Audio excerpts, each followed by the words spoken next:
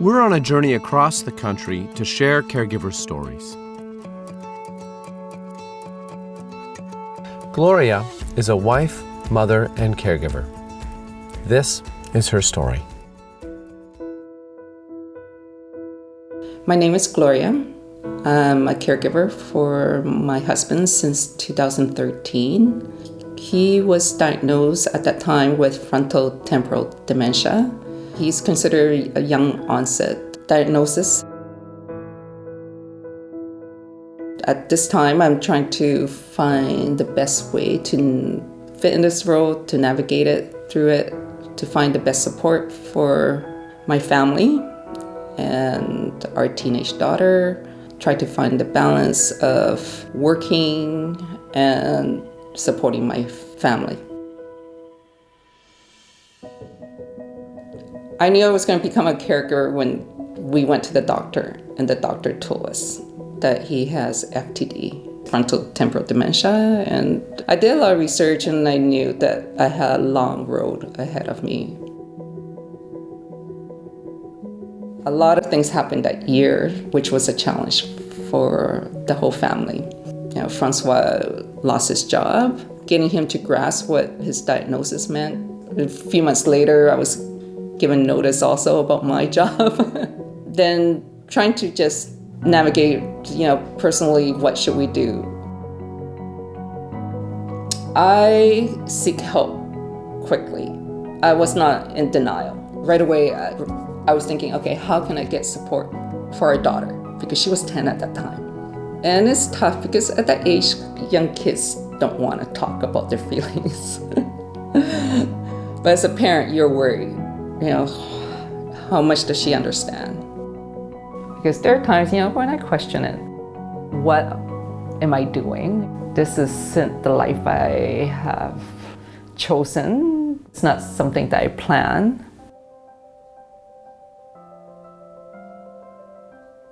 People don't want to talk about it, and especially in the first few years or wherever. It happened to our family. Aurelia didn't want people to know anything was wrong with her father. Right? Francois actually didn't want people to know, but then it started getting obvious. Splitting my time between a caregiver and being a mother, it's not that 50-50. I'm there for him to answer his needs, and Aurelia, I'm trying to get her to be independent. One of the things that I did was make sure that she has the basic skill of knowing how to make her meals and stuff. I sent her to a cooking summer camp. With her homework, don't have to support her per se with her homework as much anymore.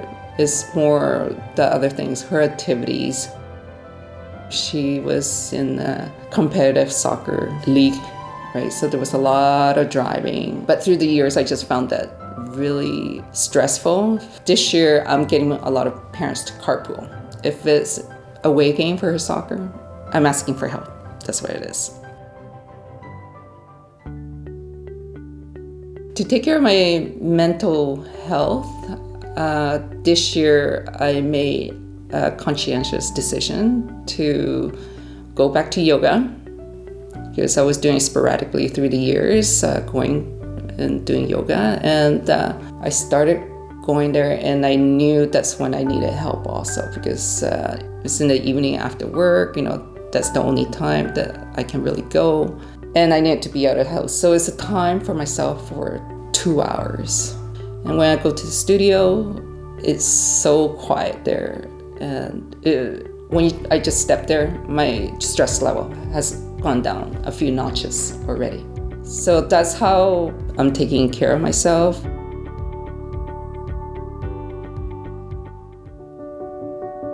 For sharing her story with us, we surprised Gloria with a yoga membership, providing her with some much-needed self-care time.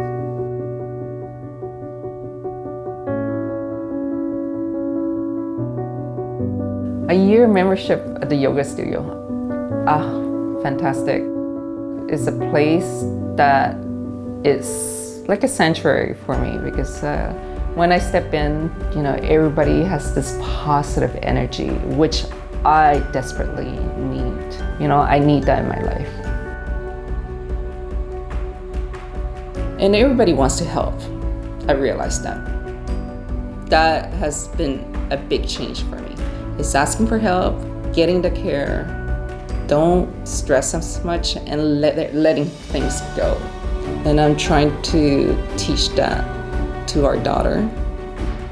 Not stress as much, trying to appreciate the small things.